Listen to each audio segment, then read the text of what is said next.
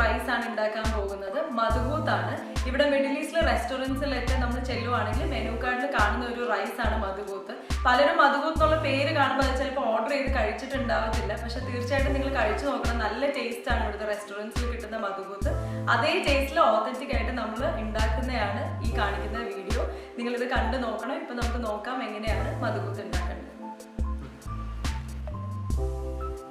ഇപ്പൊ നമുക്ക് മധുബൂത്ത് ഉണ്ടാക്കാൻ വേണ്ടിയിട്ട് ഞാൻ 1 കിലോ ചിക്കൻ ആണ് എടുത്തിരിക്കുന്നത്. ഞാൻ ഫുൾ ലെഗ് ആണ് എടുത്തിരിക്കുന്നത്. പക്ഷെ കുഴപ്പമില്ല, നിങ്ങൾ സാധാരണ ഒരു ഫുൾ കോഴിയാണ് ഉപയോഗിക്കുന്നതെങ്കിൽ സാധാരണ ബിരിയാണിക്ക് കട്ട് ചെയ്യുന്നത് പോലെ വലിയ പീസാക്കി കട്ട് ചെയ്താൽ മതിയാവും.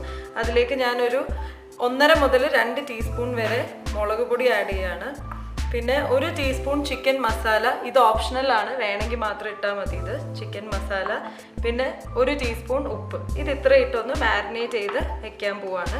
പിന്നെ ഈ ഒറിജിനലായിട്ട് നമ്മൾ മധുബൂത്ത് കഴിക്കുന്ന കടകളിൽ കിട്ടുന്ന ഒത്തൻറ്റിക് ടേസ്റ്റിൽ അവർ ചിക്കൻ മാരിനേറ്റ് ചെയ്യാറില്ല. ചിക്കൻ റോ ആയിട്ട് തന്നെ ഇടുന്നത്, അതും വിത്ത് സ്കിന്നാണ് ഇടുന്നത്. പക്ഷെ നമുക്ക് ഇന്ത്യൻസിന് അതൊരു ഇച്ചിരി ബ്ലാൻഡ് ടേസ്റ്റ് ആയിട്ട് തോന്നും. അതുകൊണ്ട് ഞാനിപ്പം ഉണ്ടാക്കുന്നത് കുറച്ചൊന്ന് മാരിനേറ്റ് ചെയ്തിട്ടാണ് എപ്പോഴും ചിക്കൻ അതിലേക്ക് ഇടുന്നത്. കാരണം നമ്മൾ വേറെ ചിക്കൻ ഫ്രൈ ചെയ്യുന്നൊന്നുമില്ല. അപ്പം ഇത് ചെറുതായിട്ടൊന്ന് മാരിനേറ്റ് ചെയ്ത് അധികം സമയം വെക്കണമെന്നില്ല. നമ്മൾ ഒരു 10 മിനിറ്റ് 15 മിനിറ്റ് വെച്ചാൽ മതിയാവും. ഒന്ന് നന്നായിട്ട് മാരിനേറ്റ് ചെയ്ത് വെക്കുക. ഇപ്പം മധുബൂത്ത് ഉണ്ടാക്കാൻ വേണ്ടിയിട്ട് നമ്മളൊരു പാത്രം, വലിയൊരു ബിരിയാണി പോട്ട് വെച്ചിട്ടുണ്ട്. അതിൻ്റെ കൂടെ തന്നെ ഞാൻ ഇപ്പുറത്തെ അടുപ്പിൽ വെള്ളം തിളപ്പിക്കാനായിട്ട് വെച്ചിട്ടുണ്ട്. നമ്മൾ ചോറ് വേവിക്കാനായിട്ട് ഇതിലേക്ക് തിളച്ച വെള്ളമാണ് ഒഴിക്കുന്നത്. ഞാൻ 8 കപ്പ് വെള്ളം തിളയ്ക്കാനായിട്ട് വെച്ചിട്ടുണ്ട്. 4 കപ്പ് ബാസ്മതി അരി കുതിർത്താനും വെച്ചിട്ടുണ്ട്. ഈ 2 കാര്യങ്ങൾ ചെയ്തതിന് ശേഷം നമ്മളിവിടെ മധുബൂത്തിൻ്റെ മസാല പ്രിപ്പയർ ചെയ്യാൻ പോവാണ്. ബിരിയാണി പോട്ടിലേക്ക് നമ്മൾ അല്പം റിഫൈൻഡ് ഓയിൽ ഒഴിക്കുക. സൺഫ്ലവർ ഓയിലോ കനോല ഓയിലോ ഏതെങ്കിലും ഒരു റിഫൈൻഡ് ഓയിൽ ഒഴിക്കുക. അതിനുശേഷം നമ്മൾ ഇതിലേക്ക് 1 സവോള ചെറുതായിട്ട് അരിഞ്ഞത് 1 സവോള ആഡ് ചെയ്യുക.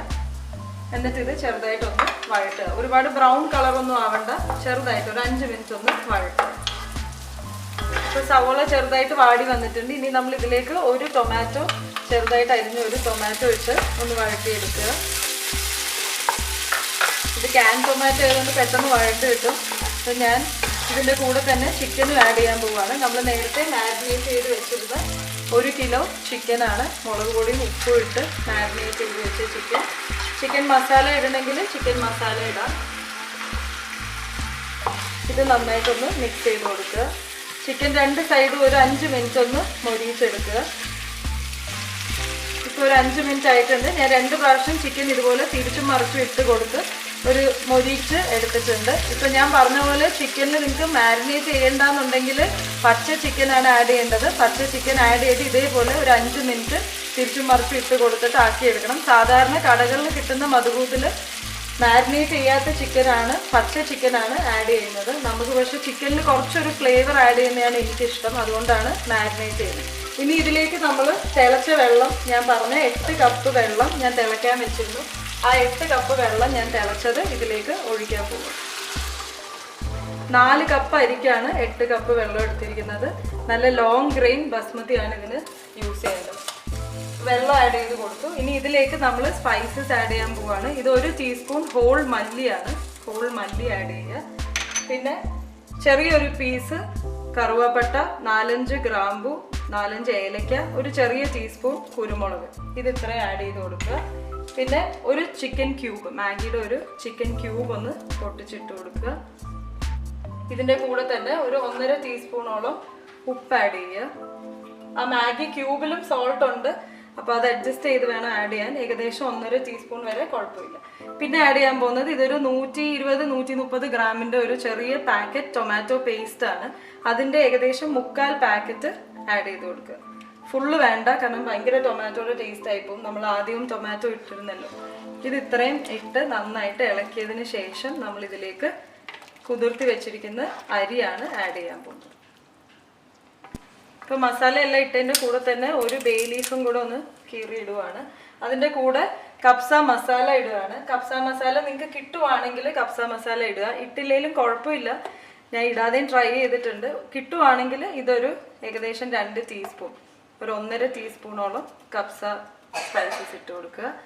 ഇത് ഇത്ര ഇട്ടതിന് ശേഷം നന്നായിട്ടൊന്ന് മിക്സ് ചെയ്ത് നമ്മൾ അരി ഇട്ട് കൊടുക്കുക.